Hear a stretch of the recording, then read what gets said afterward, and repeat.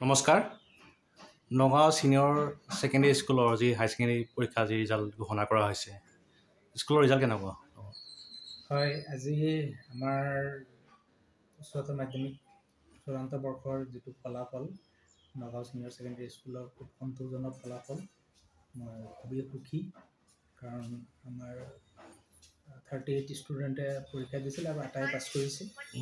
100% ফলাফল হৈছে ইয়াৰে 3গৰাকীয়ে ষ্টাৰ মাৰ্কছ পাইছে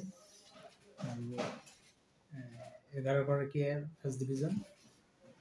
আপোনাৰ 18গৰাকী ছেকেণ্ড ডিভিজন বাকী মাত্ৰ 9গৰাকীয়ে থাৰ্ড ডিভিজন আৰু লেটাৰ মাৰ্কছ পাইছে 16গৰাকী গতিকে মই যথেষ্ট সুখী এবাৰ নতুন শিক্ষানীতি এবাৰ পৰীক্ষা হৈছে আৰু অসমৰ শিক্ষামন্ত্ৰীয়ে কৈছে স্কুলত বিদ্যালয়ত উৎসৱ পতাৰ সময় নহয় এতিয়া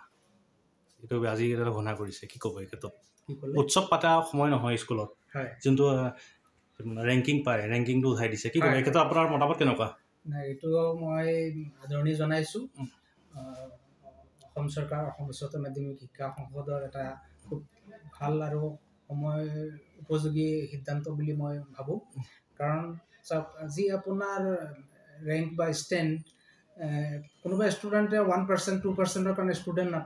ষ্টুডেণ্টে ৰেংক নাপায় কিন্তু তেওঁলোক হতাগ্ৰস্ত হয় গতিকে সেই মানে পৰিৱেশটো এতিয়া নাইকিয়া হৈছে মেৰিট সদায় মানে মেৰিটেই হৈ থাকিব কিন্তু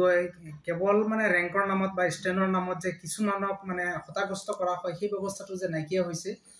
ছাত্ৰ ছাত্ৰীৰ মই ভাবোঁ ইয়াত যথেষ্ট উপকৃত হ'ব বহুতো কিন্তু যেতিয়া ষ্টেণ্ড কৰাৰ পিছত গৈ আগন্তুক যিটো পৰীক্ষাত উত্তীৰ্ণ হয় আৰু যোনবিলাক ফাৰ্ষ্ট ডিভিজন পায় সিহঁতে গৈ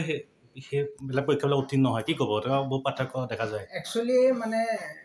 ষ্টেনৰ যিটো শব্দটো সেই শব্দটোৰ লগত মানে শিক্ষাগত তেনেকুৱা কোনো মানে মই পাৰ্থক্য দেখা নাই কাৰণ এনেকুৱা আছে ষ্টেণ্ড কৰা ল'ৰা ছোৱালীয়ে গৈ পেলাই এণ্ট্ৰেঞ্চটো নাপায়